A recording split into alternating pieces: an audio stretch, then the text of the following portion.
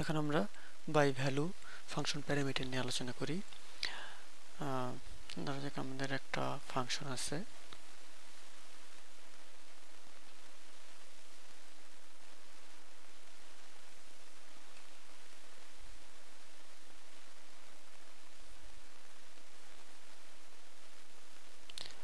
তো এই ক্ষেত্রে আমরা যেটা করি, এখানে নাম ইকুয়াল টু নাম ইনটু নাম এটা লিখলাম। এই নামের ভ্যালু যা ছিল সেটাকে গুণ করে নামের সাথে গুণ করে আবার এই একই ভেরিয়েবলের মধ্যে রাখলাম। সুতরাং এটা যদি 5 থাকে, এইটা এক্সিকিউট করার পরে নামের ভ্যালু হবে 25 এবং এটা রিটার্ন করে দিলাম। এখন আমরা যদি ভ্যালু দুটো প্রিন্ট করি,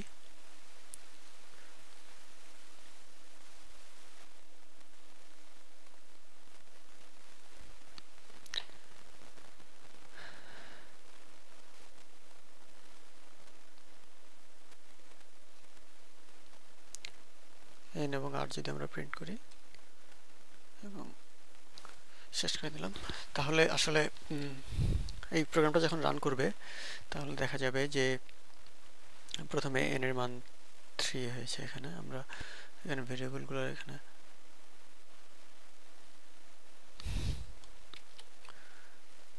ধরা যাক এটা আমাদের n ভেরিয়েবল,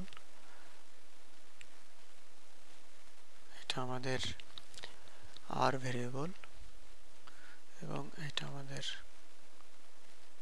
এই নাম ভেরিয়েবল।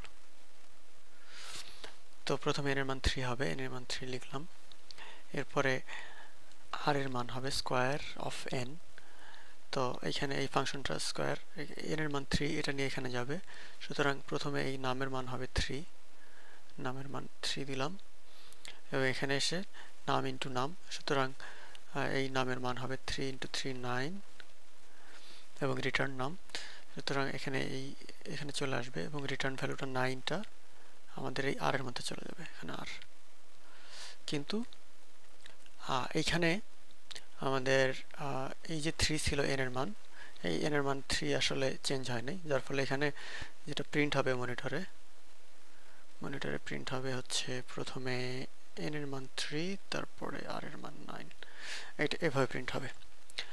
তো এক্ষেত্রে দেখা গেল যে আমাদের যে এই প্যারামিটার ছিল, এইটাকে আমরা প্যারামিটার হিসেবে পাঠিয়েছি স্কোয়ারের মধ্যে এবং এখানে প্যারামিটার লেখা হয়েছে জাস্ট ইন্টিজার প্যারামিটার টাইপ এবং একটা ভেরিয়েবল নেম দেওয়া হয়েছে। এভাবে লিখলে এখানের n এর মানটা এই ফাংশন কল করার পরে চেঞ্জ হবে না, যদিও এই প্যারামিটারের মানটা আমরা এই ফাংশনের মধ্যে চেঞ্জ করেছি।